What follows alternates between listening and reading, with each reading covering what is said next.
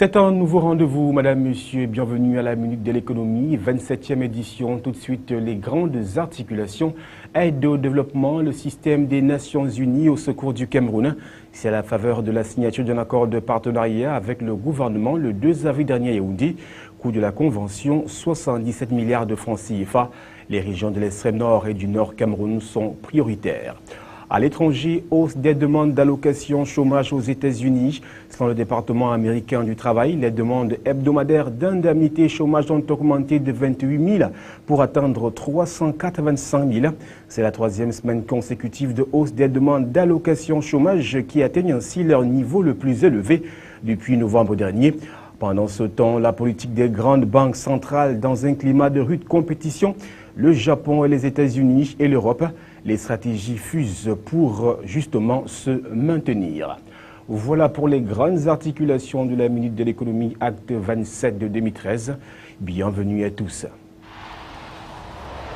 Le panorama de l'actualité économique d'ici d'ailleurs, madame, monsieur, une fois de plus, bienvenue à tous. Nous vous le disions en titre, aide au développement, le système des Nations Unies au secours du Cameroun.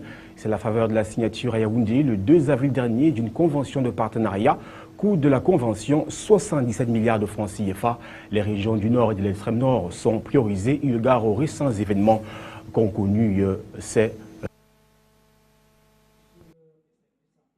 Le plan d'action conjoint des programmes Cameroun-Nations Unies, validé à Yaoundé, projette de mettre les hommes et les femmes au centre des actions de développement retenues pour améliorer leurs conditions de vie, afin de permettre au gouvernement de disposer d'un capital humain fort et capable de soutenir la croissance. Tel est l'objectif fixé par les programmes du système des Nations Unies qui regroupent le Programme alimentaire mondial, le Programme des Nations Unies pour le développement, le Fonds des Nations Unies pour la population et le Fonds des Nations Unies pour l'enfance, en collaboration avec le Cameroun dans leur plan d'action 2013-2017. C'était à l'occasion de l'atelier de validation conjoint des plans d'action des programmes pays tenus mardi 26 mars dernier à Yaoundé. Pendant les 5 années à venir, ces agences des Nations Unies vont travailler à la mise en œuvre d'une gestion axée sur les résultats dans le cadre du budget programme. L'approche basée sur les droits humains et le genre, le développement des capacités et la durabilité de l'environnement. Au cours des travaux présidés par le ministre délégué auprès du ministère de l'économie, de la planification et de l'aménagement du territoire, Yaouba Abdoulaye, accompagné le coordonnateur résident du système des Nations Unies au Cameroun, Steven Orsini, les différents partenaires se sont résolus à travailler davantage dans la cohérence, la synergie et la complémentarité de leurs interventions pour plus d'efficacité, de performance afin d'assurer au mieux la coordination des actions retenues. Le plan d'action validé des 4 agences prévoit entre autres le renforcement des capacités des communautés rurales des zones d'intervention, principalement les petits producteurs agricoles, les femmes et les jeunes pour l'utilisation des techniques de production améliorées, de conservation, de transformation, de commercialisation et des facilités de financement adaptées à leurs besoins. La réalisation des programmes de coopération des 4 agences se fera sous la houlette du gouvernement, suivant un mécanisme de suivi et évaluation conventuellement mis en place. Entre autres actions, la promotion de l'éducation de base de qualité pour tous, notamment les filles, l'appui à la gestion, la mobilisation des ressources et l'offre équitable en matière de santé et d'accès à l'eau potable.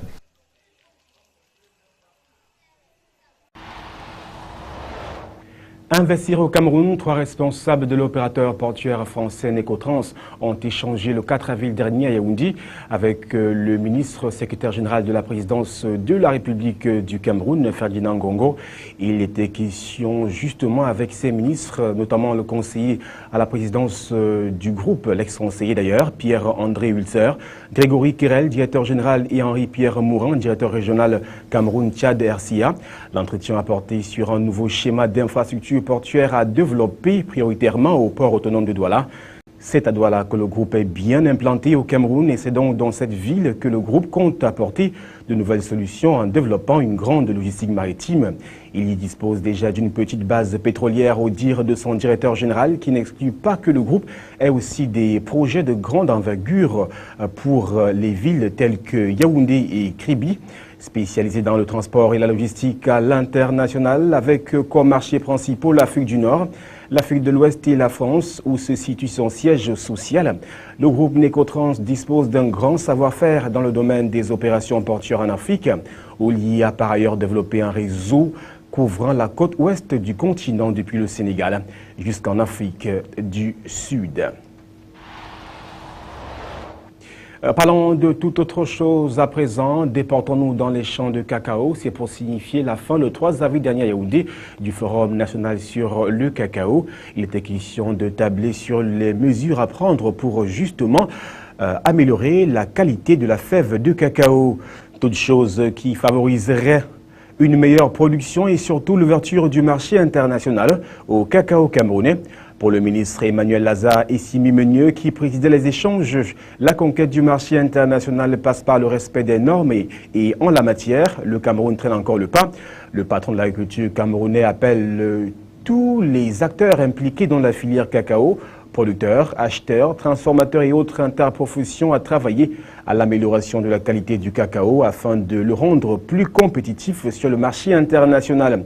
Et parlant du respect des normes, l'on se souvient encore de la mise en garde de l'Union européenne sur les conditions de traitement du cacao camerounais, notamment le séchage sur le bitume, une pratique dont il faut se défaire si l'on veut rester dans le top 5 des pays producteurs et exportateurs de cacao dans le monde.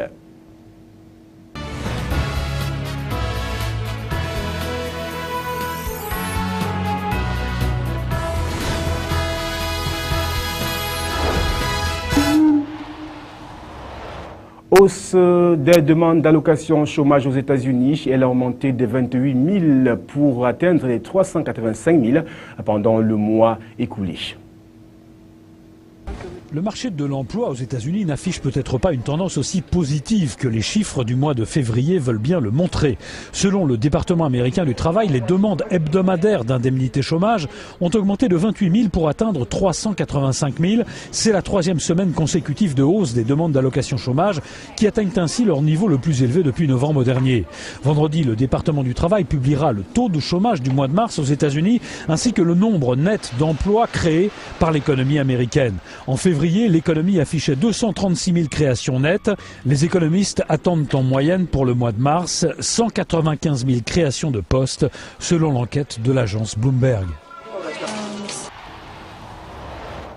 Les grandes banques centrales dans un climat de rude compétition et dans ce cas-là, les stratégies fusent l'Europe, le Japon et les États-Unis. Regardez. La Banque centrale du Japon a annoncé jeudi la refonte de sa politique monétaire dont l'objectif prioritaire sera désormais l'augmentation de la masse monétaire, ce qui l'amènera entre autres à acheter massivement des emprunts d'État. Elle va consacrer chaque mois 57 milliards d'euros à l'achat d'obligations japonaises du Trésor pour atteindre en 2015 son objectif de 2% d'inflation.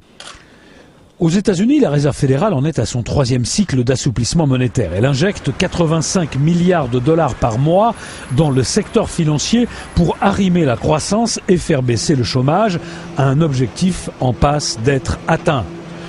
Dans la zone euro, la croissance n'est pas au rendez-vous. La Banque centrale européenne a assoupli sa politique de prêt aux banques, mais la transmission aux entreprises et à l'économie réelle se fait mal. Nous examinons divers instruments supplémentaires pour soutenir la zone euro, a déclaré Mario Draghi, son président, mais il faut que ce soit utile et compatible avec notre mandat. Nous ne pouvons pas remplacer le manque de capital dont souffrent les banques, c'est très clair, a-t-il également affirmé jeudi. Nous ne pouvons pas non plus compenser le manque de mesures des gouvernements. Concernant Chypre, pour le président de la BCE, le projet initial de plan d'aide à Chypre, qui prévoyait une taxation de la totalité des dépôts bancaires, était une erreur. Rassurant, Mario Draghi a ajouté que le plan d'aide à Chypre ne servira pas de modèle. Jeudi à Francfort, la BCE a décidé de ne pas toucher à ses taux d'intérêt directeurs. La Banque centrale japonaise veut gonfler la masse monétaire en circulation de 500 à 580 milliards d'euros chaque année, ce qui lui permettrait justement d'acheter massivement des emprunts.